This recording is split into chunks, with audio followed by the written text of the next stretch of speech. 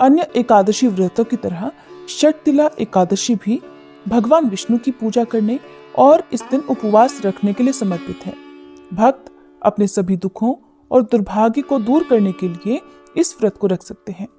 षटतिला एकादशी को माघ कृष्ण एकादशी और तिलदा एकादशी भी कहा जाता है और ये षट शब्द से बना हुआ है, जिसका अर्थ होता है 6 और तिल का अर्थ है तिल के बीज। इस दिन तिल या तिल का उपयोग 6 अलग अलग तरीकों से किया जाता है। इस दिन तिलों का प्रयोग करना बहुत ही शुभ माना जाता है, क्योंकि ये धार्मिक गुण और आध्यात्मिक शुद्धि दोनों ही प्रदान करता है। इस दिन गरीबों और भूखों को तिल दान करने का विशेष महत्व है। इस दिन पितरों को तिल और जल अर्पण करने की भी प्रथा है। षटतिला एकादशी व्रत के प्रभाव से व्यक्ति के जन्म जन्मांतर के सभी बुरे कर्म या पाप नष्ट हो जाते हैं।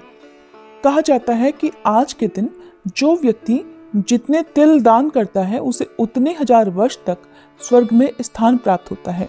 जो भी भक्त इस दिन 6 प्रकार से तिलों का उपयोग करते हैं उन्हें कभी भी धन की कमी नहीं होती, आर्थिक समस्याएं दूर हो जाती हैं और ऐसे भक्त भगवान विष्णु की कृपा से मृत्यु के बाद वैकुंठ लोक की प्राप्ति करते हैं। आज की इस वीडियो में आपको बताते हैं साल 2024 में पड़ने वाली षटतिला एकादशी व्रत के शुभ मुहूर्त के बारे में। व्रत कब रखा जाएगा, एकादशी और द्वादशी तिथि कब से कब तक रहेगी, हरिवासर का समय कब समाप्त होगा और व्रत पारणा का शुभ मुहूर्त क्या रहेगा। इस बार माघ कृष्ण पक्ष की षटतिला एकादशी है 6 फरवरी मंगलवार के दिन। एकादशी का व्रत इसी दिन रखा जाएगा और एक दिन पहले यानी सोमवार को दशमी तिथि के नियमों का पालन किया जाएगा। एकादशी तिथि प्रारंभ होगी 5 फरवरी सोमवार की शाम 5:26 से और समाप्त होगी 6 फरवरी मंगलवार की शाम 4:07 पर। द्वादशी तिथि प्रारंभ होगी 6 फरवरी मंगलवार की शाम 4:08 से और समाप्त होगी 7 फरवरी बुधवार की दोपहर 2:02 पर। एकादशी का उपवास खोला जाएगा 7 फरवरी बुधवार को सुबह 7:08 से 9:50 के बीच में। हरिवासर का जो समय है वो 6 फरवरी मंगलवार की रात 10 बजे तक समाप्त हो जाएगा। नियमों के अनुसार हरिवासर के समय खोले गए व्रत को भगवान स्वीकार नहीं करते हैं, इसलिए हरिवासर का समय बीतने के बाद जो शुभ मुहूर्त प्राप्त होता है हमेशा उसी मुहूर्त में व्रत खोलना चाहिए। षटतिला एकादशी की कथा भगवान विष्णु ने नारद मुनि को सुनाई थी। भगवान कहते हैं, देवर्षि, बहुत पहले मृत्यु लोक में ब्राह्मणी रहा करती थी। वह हमेशा व्रत उपवास रखा करती। एक बार उसने 1 माह तक उपवास किया, जिस कारण उसका शरीर कमजोर हो गया और फिर उसने देवताओं और ब्राह्मणों को बिल्कुल भी दान नहीं किया।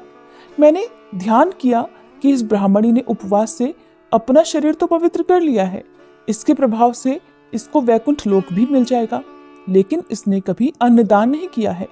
बगैर अन्नदान जीव की तृप्ति कठिन है।